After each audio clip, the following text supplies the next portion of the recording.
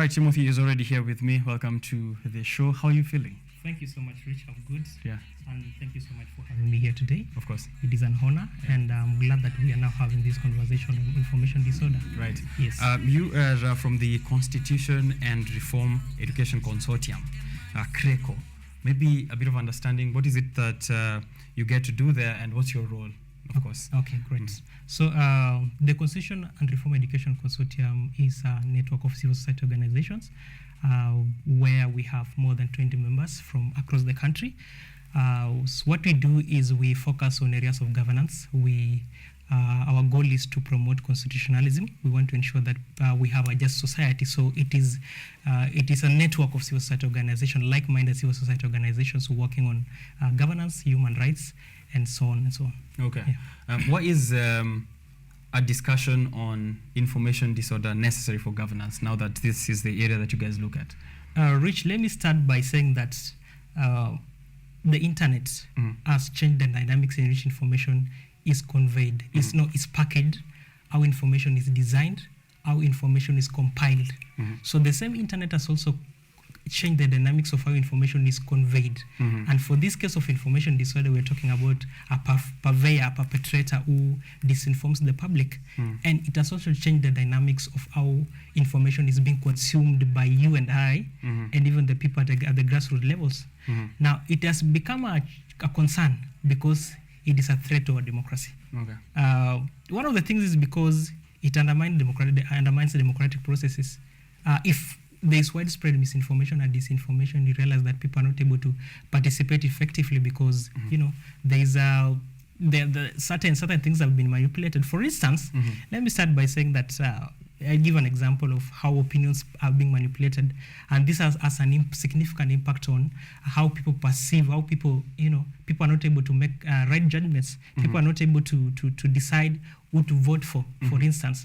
And this one, at the end of the day, what we're going to see is we're not going to get an exact result, an accurate result, or maybe what the people of Kenya want to achieve. So that is one of the impact of this misinformation and disinformation. Right, and it's important that, of course, we get to understand it to avoid some of those consequences that you've mentioned. There will be getting to hear what else will be the effect or is the effect of information disorder. But just to maybe bring it back to the start for a second, I've mentioned propaganda, fake news, information disorder, misinformation. Are all these the same thing, or is there a general term for all of them that the rest fall into a category? Rich, as I said earlier, it's good that we're starting this conversation because, again, we're not looking at information disorder only in politics or government processes, even in our biasharas today. Yeah. There's a lot of fake news about how businesses are done. People come curate content and tailor content just to deceive the public about certain products and services, right? Now, when we look at disinformation and information disorder, it is an umbrella term that is used to define misinformation, disinformation, propaganda, malinformation, hate speech. So it falls under misinformation disorder. Okay. Now, when we look at misinformation is false information that you spread regardless of the intent, whether it's true or not. Okay. So that is where you receive a message, maybe a link on WhatsApp, and you share. Or my aunties send me a message on WhatsApp. Exactly. Yeah. Okay. So disinformation now is deliberate. You do it deliberately. You go to an extent of designing things, writing an article about a certain politician X and Y, just to deceive the public and, while knowing that this is not the correct information. It is like the correct information. Okay. So it's important that people are able to discern what is true and what is not. All right. Yeah. And of course, the rest of them, which some like fake news popularized by former president of the US, Donald Trump, which you've come to understand is what is being labeled on the mainstream media as people who are propagating fake news. And I think we'll get to also see how journalists can combat this and also how to go around this situation. So how has you've mentioned it also does sway how people vote. So how has misinformation or information disorder, of course, generally speaking now, how has it impacted our recent elections in 2022 and even before that? Let me take you back to party primaries. In 2022, we had a very interesting scenarios in the process of in the process of participating in this democratic process. Let me give you an example of how disinformation happened during the party primaries. There were posters designed by people just to disinform the public. For instance, there was a poster, there was a party primaries for UDA, for instance. Let me use an example. UDA had party primaries, but now the date they had given is different from the one that we received. So there were 2 dates telling us, the party primaries has been pushed to a certain date. The intention was to deceive the public. Now, as we went through elections, the August elections, there was proliferation of misinformation and disinformation. An example, the same party UDA. Did you know that there were two manifestos for UDA? No, there were 2 manifestos being shared on social media. So it has an impact. And I was telling you, if there's widespread misinformation and disinformation, manipulation of public opinion. You even remember the Media Council of Kenya, telling us some media houses are, reporting more about a certain candidate as compared to the other one. Right. So it has an impact. Right. You also That's saw the opinion bias. polls. You also saw the opinion polls. So if opinion polls are manipulated, people are not able to make the right judgments. Right. We're not getting the exact or the accurate result and the will of the people. And who are the main actors currently behind information disorder, and what do they want to achieve out of this? Perpetrators are online users. They are you and I. Because most of the time we are not able to understand if this is true or not. So most of the time, online users who don't understand or who do not have the ability to discern what is true or what is not. At the same time, what we witnessed even before the general elections is that, and we're still seeing them today, is we had people who were hired by politicians. Because and someone was telling me that, I was thinking about this, and I say that, misinformation, disinformation, or maybe information disorder is like marriage. And at the same time, politics and propaganda is like marriage. You cannot say I'm married. You married to yourself, right? Right. You cannot say you're in politics and there's no propaganda and there's no involved. propaganda. Okay. But again, there are people who've been hired to start churning out information that is not true about a given politician, just to. So there's a positive outcome for these individuals. Yes, of course it does. Let's look at this.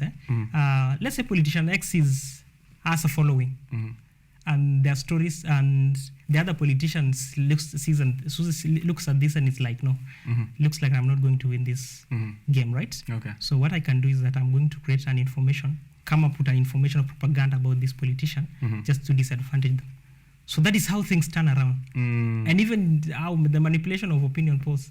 Yes. Okay. Yeah. That is actually true. And which brings me to my next one. Let me just borrow this newspaper from you for a second. The Daily Nation this morning has a story on the outrage which is being expressed towards the majority leader at the Senate, Aaron Cheruiyot, who's now branded the media a cartel that needs to be crushed for the sake of public good. This information, this tweet, as of 4 hours after he published it, had 86,100 people who had read it. And I'm sure once I check right now with impressions, how many views it has, I know the numbers have gone up. So based on this kind of sources, we've said, as you said, there's proliferation of information disorder from mainstream media to social media. I have so many sources which I'm exposed to on a daily basis. I'm following a majority leader, I'm following the president, I'm following my friend, I'm following a media house. I go to TikTok, someone else has information on health. How do I then combat all these sources of information to ensure that I'm getting the most accurate one? Rich, I think this conversation is emanating from a request by the Media Council of Kenya sometime on the 10th of February. Right. You remember the alleged raid of the former CS? Yes, there was the former Cabinet Secretary, Dr. Fred Matiang'i. Right. And there was information that police officers or maybe the security agencies are there just to arrest. Yes, to arrest the former Cabinet Secretary. Now, so the Media Council of Kenya sent requests to media houses, requesting them, asking them to give evidence of what transpired. And so they were asking for videos and pictures.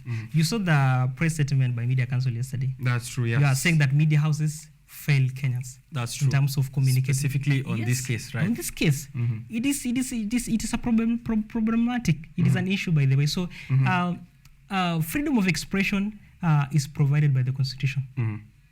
The media have their own freedom.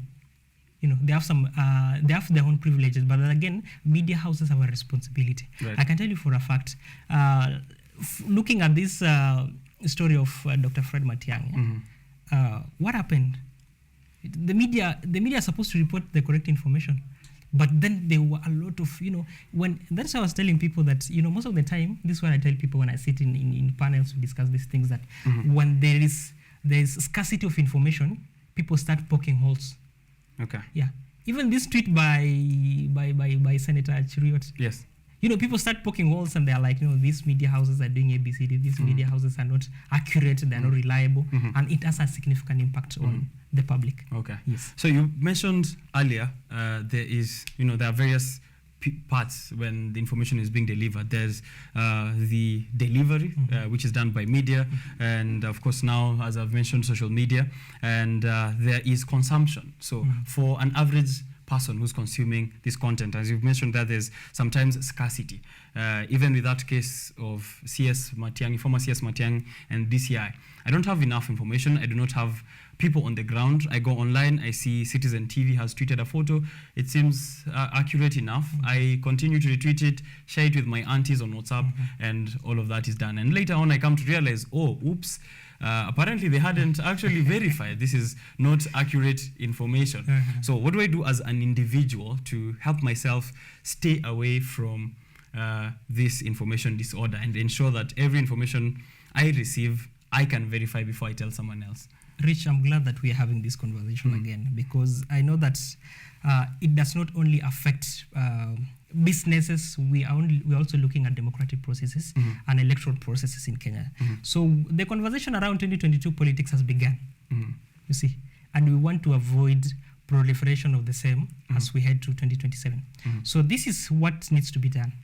And as a social media user, you have to have the ability, you have to understand that you need to develop that critical mindset. Be able to ask yourself questions like, now, where is this information coming from? What is the intention of the creator of the content? Now look at if other media houses are also reporting about the same story, because you realize that most of the time you might find a link online, but it's coming from a website that is not even known.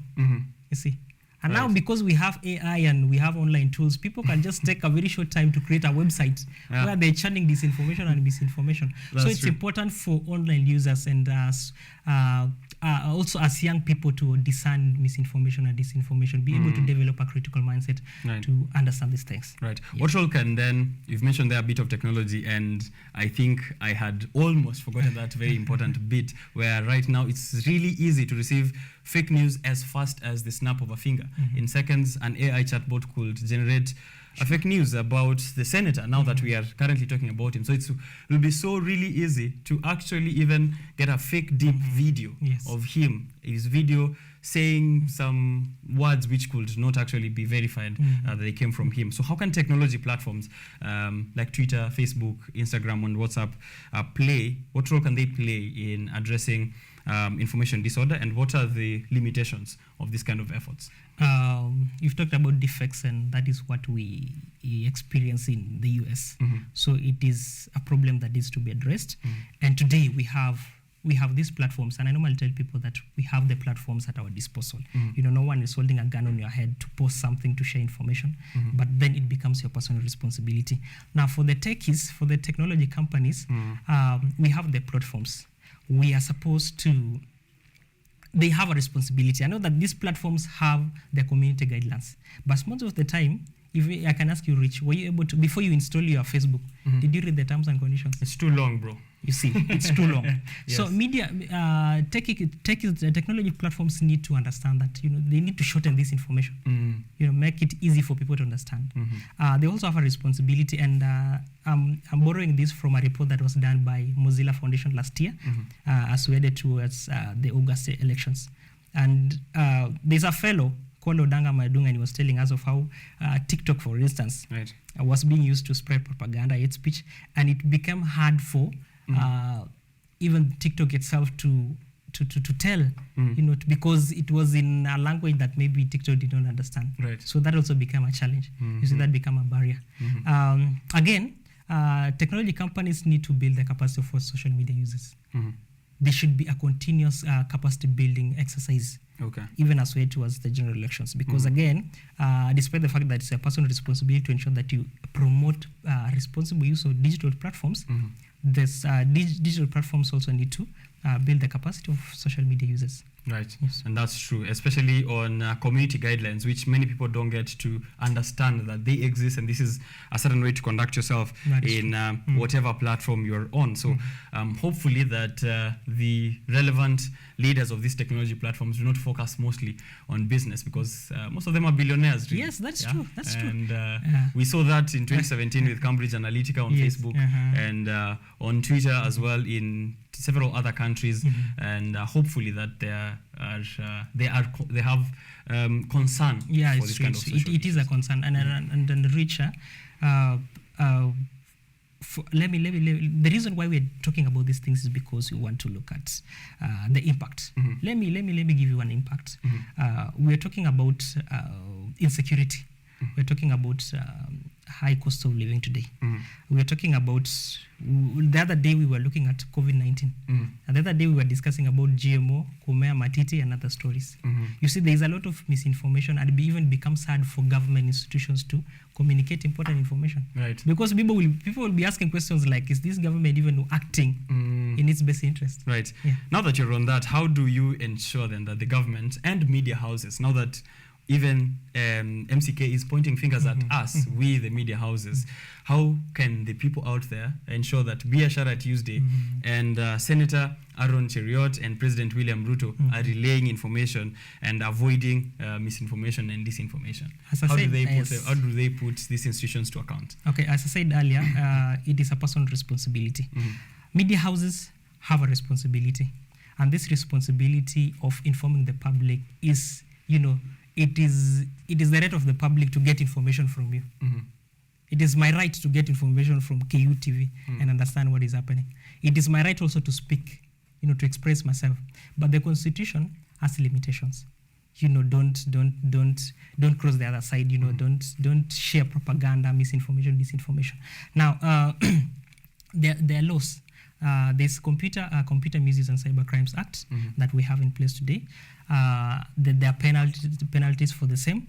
At the same time, we are thinking of, as CRECO, and this is what we've been doing, we've been trying to debunk misinformation and disinformation, but we also need to think of ways in which we can pre-bank so that people understand. For example, if we are looking at how counties are doing their annual plans, for instance, most of the people at grassroots levels do not understand the processes and procedures of doing such things. So there's need for even like-minded stakeholders, the media, the Communications Authority, Media Council of Kenya, to come together to ensure that there's responsible use of these digital platforms. Okay, is it possible maybe we could I don't know if that's something that you guys are working over at CRECO, or you have partners who do this, to get a fact-checking platforms or fact-checking technology, in that if I receive an image that shows police raid at Matiang'i's home, I could take that image, take it to creco.fakenews.co.ke, and then it can tell me, this is actually not an image from Matiang'i's house, this is from this place and this place. So what happened during the elections as CRECO, we had direct communication with we had contacts in IEBC, for instance. There's information that we used to get from the National Police Service. So these are contacts, these are people we could call to confirm certain stories. For instance, if we get information that there's violence in Nakuru, for instance, so we used to call them and they could tell us if it's true or not. So what we did is that we label the information as fake or true, for instance. So if it's fake, we just label fake. So we also had partners. And we also have partners who we're working together with. We have Baraza Media Lab.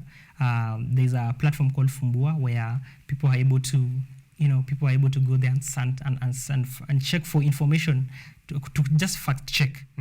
Again, this is what I normally ask the media, that you have a responsibility to provide a platform where the Kenyans can also be able to fact check. Yes. Yeah, that's true. A responsibility for journalists and media houses. There's a very popular street saying that goes like this, or almost similar, if I can remember the exact phrasing, that your freedom of speech is guaranteed, but your freedom after the speech might not be guaranteed. So how can we ensure that we balance the freedom of speech with the need to prevent misinformation and information disorder? That is a good question, because again, you have the right to speak, right? You have the right to impart.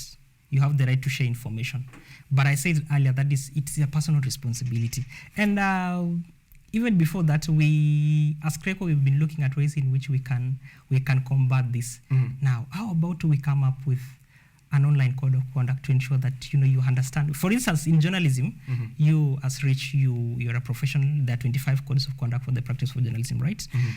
But now for the social media, we're just looking at Computer Misuse and Cyber Crimes Act. But how about we come up with our online code of conduct to ensure that we promote responsible use of digital platforms, because we have the right to speak out, but again, don't infringe on the right of the other person. You see? Yeah. All right. Yeah. So ensuring that you are still expressing yourself, but not over-expressing yourself to a point that you are limiting the rights of other people who are using these platforms. And I think it's also important that I bring this up, because recently there's been a shift on how you can check if news you're receiving online is verified. We used to go to the account, take a look at the blue check mark right next to it, and say, yeah, this is actually legit. But now, every Tom, Dick, and Harry can buy a blue check mark. Everyone wants to be a newsbreaker. Right? And everyone wants to be a newsroom. And it's so easy nowadays to actually get a blue check mark. You have $8, go to Twitter, send it to Elon Musk, and you get it. And you get yourself a tick. So it's easy for other people to just scroll by and say, this is verified information. I just received this from Timothy, verified. This guy knows his stuff. So that's why I was saying that it's important for people to, there should be a continuous capacity building of social media to understand, how to check, how to verify this information. Because most of the time, information that are coming out even are coming from a source, a new account that has even 2 followers. But most of the time, someone at the grassroots level do not understand these things. Reads an article, that is it. And they go to rural centers and they discuss the same things. Oh yeah, that's true. So it's important also, I think, to I'm sorry. I think I've gotten to participate in the discussion and answer on your behalf as well. But I think it's also important to keep them up to date. True. On the new developments, how better fake news has gotten, including how we've spoken about the fake dips and AI as well. So capacity building is a really good way to look at it. And this is what I was saying, that I said earlier, that if there's scarcity of information, that it becomes hard for people to people start asking questions, people start poking holes. I mentioned about the GMO and the matiti and things like that. You remember COVID-19 and the vaccines. 5G as well. Yes, 5G as well. You see, so if people don't get this information in advance, or maybe don't get enough information, they start looking for their own ways of filling that gap. Okay. If I spoke to someone my age randomly, I think I don't have the correct statistics, but if I did a random check with my friends, the answer would be that, what I will do then is switch off the news completely. You can turn off the news. I don't want to hear Biashara Tuesday stories. I don't want to watch anything on Twitter. I just want to watch my memes. You cannot. And in fact, you're not able to make some decisions when you're not informed. You see, true. So we cannot. We cannot run away from. We cannot run away from this information. We cannot run away from the digital platform. So it is just a personal responsibility. Okay. Yeah. You should hold yourself to account and know how to deal with the various sources of information. So you are telling them not to tune off the news. Exactly. Don't tune off the news. So what you need to do is. And as I said earlier, Rich, there were people who've been hired by politicians who took the role of bloggers. People create online platforms, These platforms are used to churn disinformation and misinformation, and most of these people are the young people. Yeah, and you realize that in 2022, the register of people who participated in 2022, majority of the people who were registered voters are the young people below the age of 35. You see. But you realize that most of them maybe did not even participate because there's a lot of disinformation around how government is unable to to implement certain projects. They are unable to implement certain policies. You see, so the same young people are being used as perpetrators of misinformation and disinformation. So the young people also need to be very, very careful how they act, how they do things. They are not supposed to be used by politicians. Yeah, they're not supposed to be used to spread misinformation to other young people. Yes, sure. Yeah, that's because I think that's the easiest way to reach other young people. Use them to spread misinformation just amongst themselves, and I think that's how you do the divide and conquer. Thank you very much, Timothy Kimayo, for the conversation. And what is the general outlook into the future? Is there hope for the end of fake news? I think with the progress of time, we are trying to combat it, but I think the rate at which misinformation spreads at this time is faster than we can combat, or with the current methods that we're using. Is there a long-term outlook on how we can get to finally deal with this menace? I can say, I want to say this without favor of contradiction, and I want to say that expect more. As we go ahead in terms of advancement of technology, please expect more, because in Kenya there are no defects, right? Not yet. Yes. So as even we head to 2027, there are more coming. But now we are not going to, we just need to prepare for this for these situations. We need to be able to teach these people and build the capacity of our people to understand misinformation, disinformation, how to spot and how to stop being a super spreader. Things like you don't take things at face value. Most of the time you just read an article on WhatsApp, on Facebook, and you assume and you believe that it's the truth. So don't take things at face value. Yeah. 7 ways to grow your manhood. Number 7 is? Number 6 will shock you. And you're there scrolling busy at 3 a.m. In your bed, trying to see how to use that to your own use. Anyway, there is something I almost forgot there, and this is an emerging issue on nudity on social media. So there are people who share information, intimate information, or images and videos of people they were with or somehow got a hold of. And we've seen this pornographic content as well on social media platforms, whether it is used as revenge pornography, which people, maybe a man got a hold of a lady's nudes, and now because maybe they fell out of place, and now he is exposing this. How can victims deal with this kind of exposure, and also how can other social media users deal with this kind of misinformation? Okay, that brings me to the conversation around cyberbullying, and most of the time this happens when people want to revenge, and that takes me to the other form of information disorder known as malinformation. Most of the time, this happens to bigger institutions, for instance, where you are having maybe something like a webinar. I don't know if you've experienced this, but from time to time, for us, we have been having webinars. Yes, since the beginning of the pandemic. Exactly. Yes. And from time to time, you're having a webinar, people are following the conversation, but all of a sudden, you see their pornographic content being displayed on the webinar. Yes. And you can imagine, you have donors, you have partners who are following the same conversation, and someone sharing their screen, and it's you can imagine. Yeah. So it's problematic. So there's need for I tell you, it's a problem. So it is serious, by the way. So there's need for these technology companies to ensure that they put strategies in place to ensure that they are able to curb such kind of. I know there are platforms that completely do not allow nudity and pornographic material. Yes, again, it boils down to a personal values. And by the time you're sharing your own nudes, it becomes another different conversation. It's a different conversation. Okay. And we've been having this conversation about values as CRECO. and we've had a project where we've been implementing national values and principles of governance in Article 10 of the Constitution. And we've been looking at issues of integrity. And it's a conversation we decided to take it to the young people in primary schools. So we picked schools in Nairobi, 2 schools in Nairobi, 2 in Kajiado County, 2 in Kiambu, and 2 in Machakos. So what we did, there's a way we tailor-made this project to ensure that it is being understood well by the children, because we took class 4 and 5 students. So what we did is that we came up with ethos, and it's called values and ethos clubs, where they are being taught of these national values and principles of governance, taught of personal values, because what we want to see is that we want to have a community, want to have a future of the future of our children, people who understand these values. All right. Yeah, because at the end of the day, things like accountability, things like transparency, integrity, they affect the life of our children, but not now in future.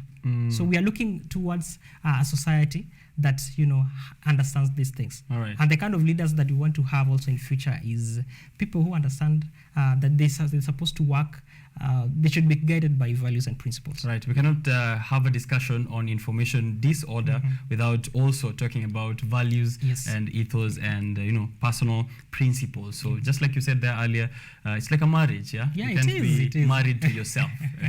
You need to have all those. And now we're having conversation around LGBTQ and such. Right. Yeah. It's quite a time to be alive. Yeah. Okay. So if you see today a video or a link, 10 things you didn't know about Okeze, number 5 will shock you. Don't forward it to me. Please check it with the guys over here with Timothy. Atakwambia whether it's fake news or it's actually legitimate. A last call out to call to action to individuals, institutions, media houses, including ourselves. You can put us on the spot. It's all allowed, so that we know how to combat fake news, misinformation, information disorder in general, and on an individual basis, what I should do to avoid.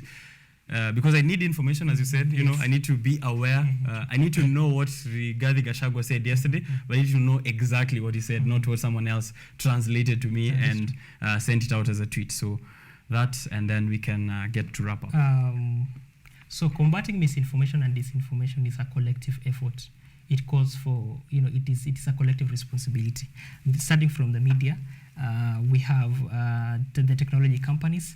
It becomes your personal responsibility. And for the media, as I said earlier, this is a conversation in which we should start having, and to ensure that the media also chants out or maybe informs the public, but giving out information that is true. Again, at government institutions also have a responsibility, and like the Communications Authority need to look at ways in which they can deter misinformation and disinformation. They should put strategies in place.